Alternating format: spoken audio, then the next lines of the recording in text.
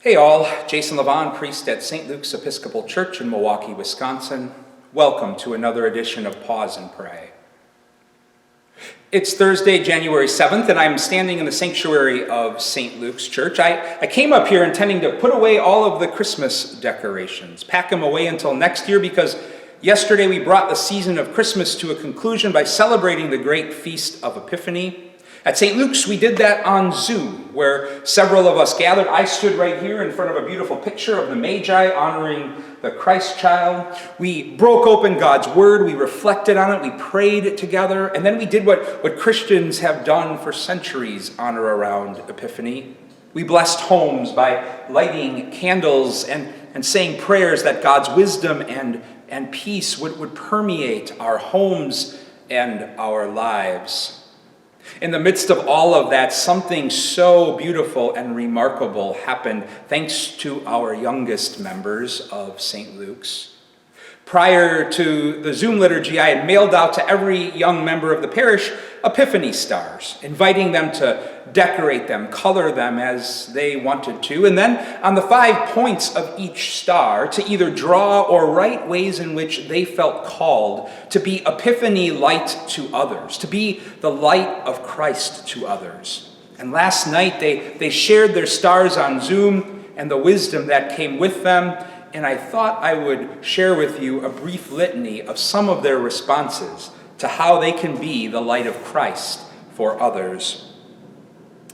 Be kind, even when others aren't kind to you. Give hugs. Listen to God's word.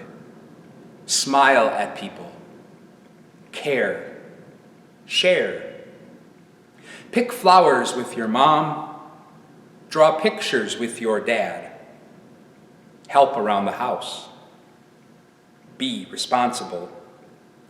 Say 100 amens. And that came from a little girl talking about the importance of praying. Help those who are sick. Be love. Say you are sorry. Yesterday, as people of faith, we gathered to celebrate God's light, guiding the Magi to the true light of the world. And where was that light found but in a frail and fragile child? Yesterday, January 6, 2021, was also a day of incredible darkness in our nation, as we witnessed grown-ups not getting it again, fueled by division and mistrust and anger and hatred. But the wisdom of the young members of St. Luke's calls me, and I hope all of us today, to pause and pray, to ponder and to hold on to Epiphany just a little while longer as we celebrate the great gift of God's light that came to us in a child and the wisdom that came to us in that child. The same wisdom that shone through the young members of St. Luke's last night.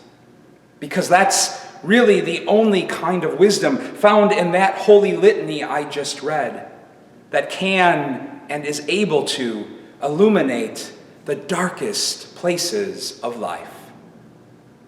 Epiphany, peace, and blessings to you all.